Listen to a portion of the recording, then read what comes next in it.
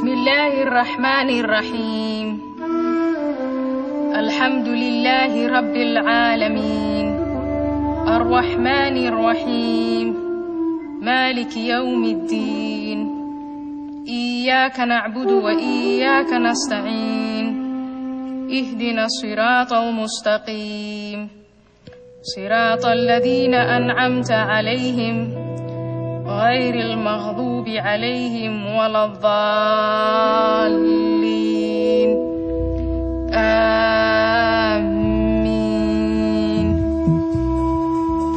O Allah, as I lie here wounded, my spirit broken, I hear in my head the judge's voice as he pronounces me guilty.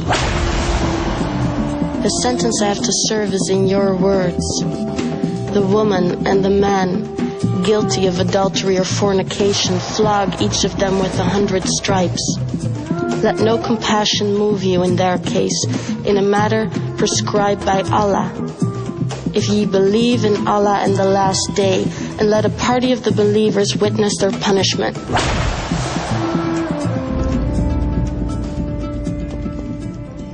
Two years ago, on a sunny day, while at the souk, my eyes were caught by those of Rahman, the most handsome man I have ever met. After that day, I couldn't help but notice his presence whenever I went to the marketplace, and I was thrilled when I learned that his appearance at the bazaar was not a coincidence. One day, he suggested we meet in secret, and I said yes. And as the months went by, our relationship deepened. What is more, out of our love, a new life started to grow. Our happiness did not go unnoticed, and before long, envious eyes gave way to malicious tongues. Let's ignore these people, Rahman and I said to each other, and trust in Allah's mercy. Naive, young, and in love perhaps. But we thought your holiness was on our side. Rahman and I shared affection and trust and a deep respect for each other. How could Allah disapprove? Why would he?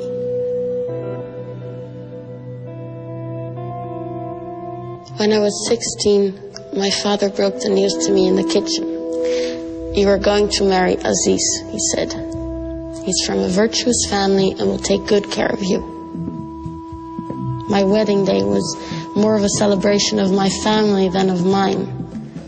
Once in my marital home, my husband approached me. Ever since, I recoil from his touch. I am repulsed by his smell, even if he has just had a bath. Yet, O Allah, I obey his command sanctioned by your words, and I let him take me because each time I push him away, he quotes you. They ask thee concerning women's courses. Say, they are a hurt and a pollution. So keep away from women in their courses and do not approach them until they are clean. But when they have purified themselves, ye may approach them in any manner, time, or place ordained for you by Allah.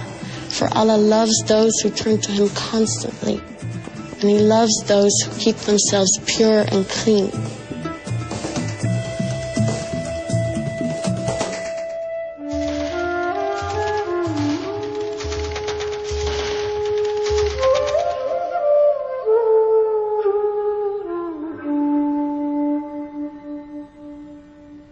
O Allah, Most High, You say that men are the protectors and maintainers of women because you have given the one more strength than the other. I feel at least once a week the strength of my husband's fist on my face.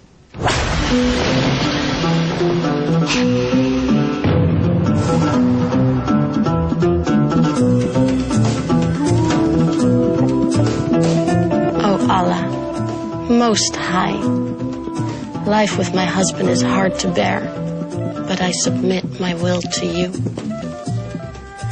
My husband supports me from his means, and therefore I am devotedly obedient and guard in my husband's absence what you would have me guard. But my husband, maintainer and protector, fears disloyalty and ill conduct on my part. He accuses me of being ungrateful to him. He always finds a reason to doubt my loyalty to him. And after a series of threats and warnings, he starts to beat me.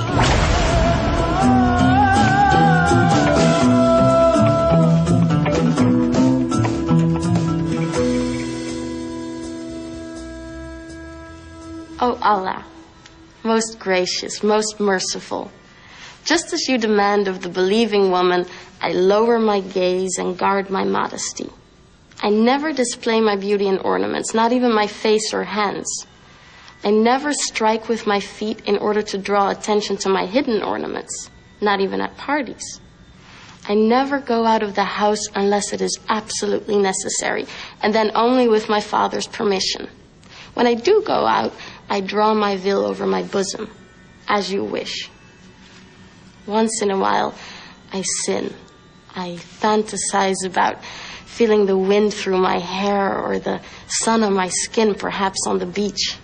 And I daydream about an extended journey through the world, imagining all the places and peoples out there. Of course, I shall never see these places or meet many people because it is so important for me to guard my modesty in order to please you, O Allah. So, I cheerfully do as you say and cover my body from head to toe, except while I'm in the house with family members only. Generally, I'm really happy with my life. However, things have changed since my father's brother Hakim is staying with us. He waits till I'm at home alone and comes to my room and he orders me to do things to him, to touch him in places most intimate. So since he's with us, I took to the habit of wearing the veil inside in order to deter him. That doesn't stop him, though. Twice now, he unveiled me, ripped my inner garments, and raped me. And when I told my mother, she said she would take it up with my father, but my father ordered her and me not to question his brother's honor. I experience pain each time my uncle comes to see me. I feel caged like an animal waiting for slaughter, and I'm filled with guilt and shame, and I feel abandoned, yet surrounded by family and friends. Oh, Allah. Hakim is gone now that he knows that I'm pregnant.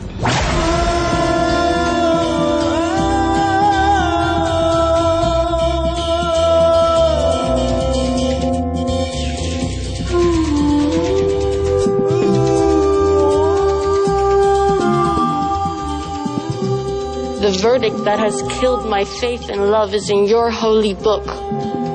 Faith in you, submission to you, feels like self-betrayal. Oh Allah, giver and taker of life, you admonish all who believe to turn towards you in order to attain bliss.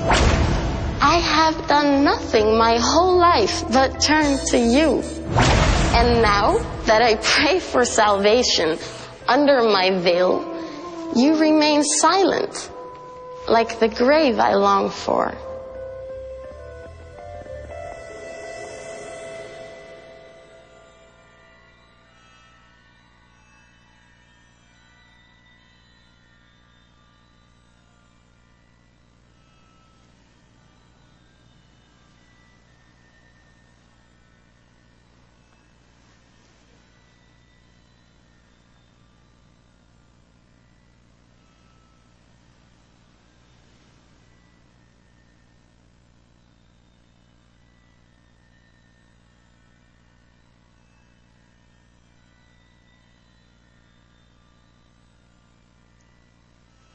Assalamualaikum warahmatullah.